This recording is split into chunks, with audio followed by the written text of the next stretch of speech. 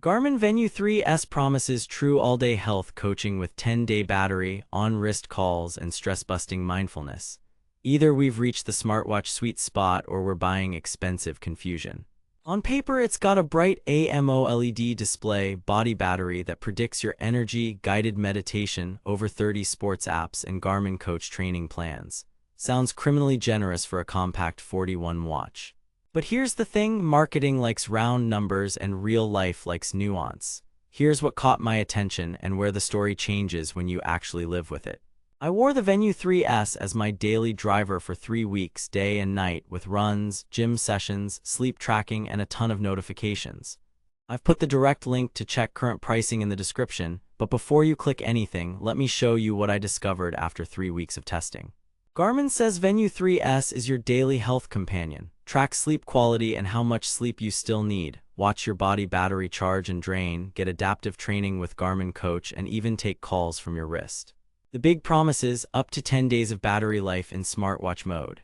Over 30 GPS and indoor sports apps plus animated workouts. Advanced sleep analysis with nap detection and HRV-driven insights.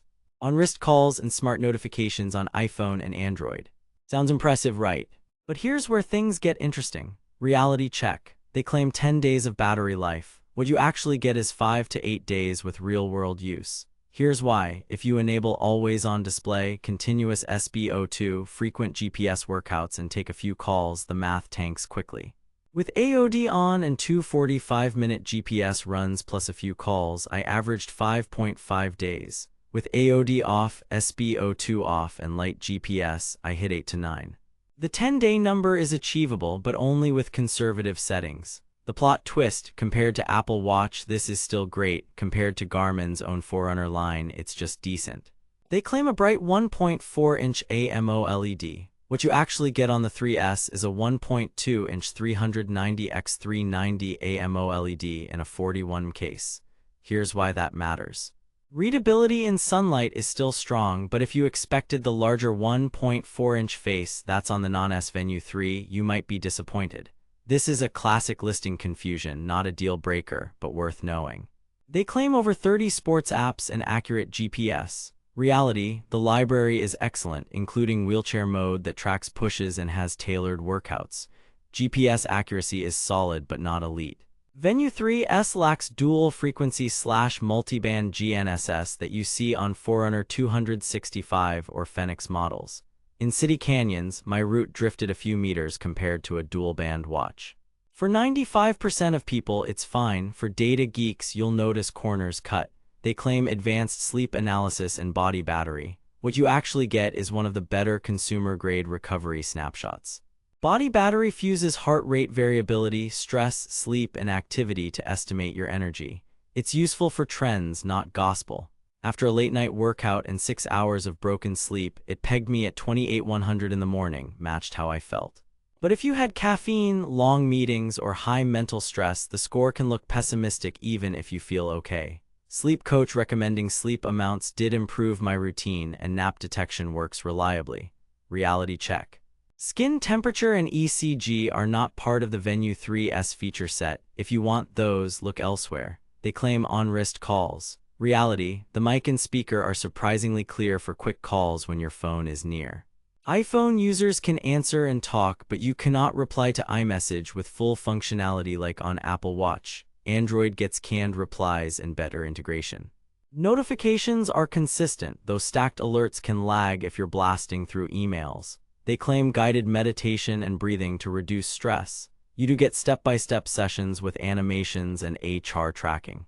It's not Headspace-level content depth, but it's effective and frictionless, and it shows up in your stress graph.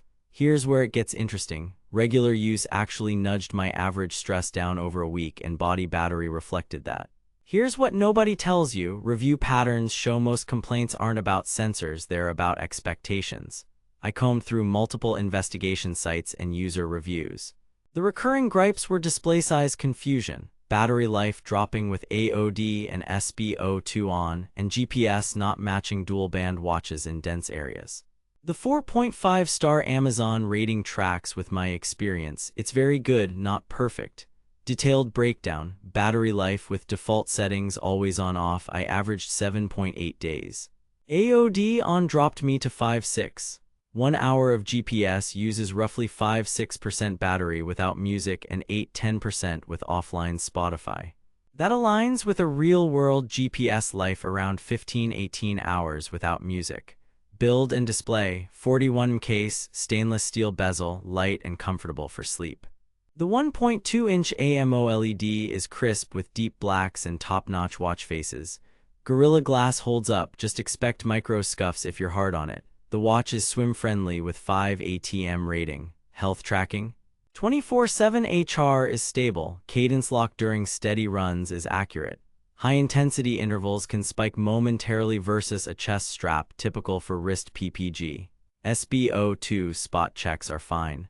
Continuous SpO2 eats battery and is best used selectively.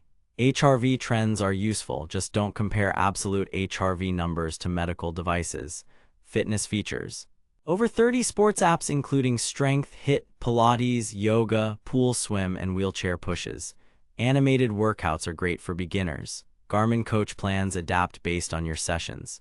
They're not as advanced as a Forerunner's training load ecosystem, but more than enough for 5K to half-marathon runners. No multiband GPS and no advanced metrics like running dynamics without accessories. Smart features. On-wrist calls work well within phone range. Offline music storage supports Spotify, Amazon Music, and Deezer. Garmin Pay is convenient, but bank support varies by country. Notifications are reliable. Replying is better on Android. Red flags, none major beyond the 1.4-inch display confusion and the usual battery expectations. No signs of fake specs, just know what you're buying. Verdict. Recommended for health-first users who want true multi-day battery, solid fitness, and on-wrist calls in a compact size. At $449.99, it's premium, but you are paying for Garmin's ecosystem and reliability. Pros: excellent battery for an AMOLED watch, polished sleep and body battery, comfortable 41 build, strong sports library, on-wrist calls, offline music. Cons: no multiband GPS, AOD and SpO2 hit battery hard, display size confusion on listings, not the best choice for hardcore runners needing advanced metrics. Worth it if you want lifestyle health with Garmin accuracy and you value a week-long battery. If you're a data purist, consider Forerunner 265. If you crave apps and LTE, Apple Watch wins. Choose wisely and stay savvy out there. Thanks for watching. If this review saved you from wasting money or helped you find something actually worth buying, I've put the link to check current pricing and read more reviews in the description.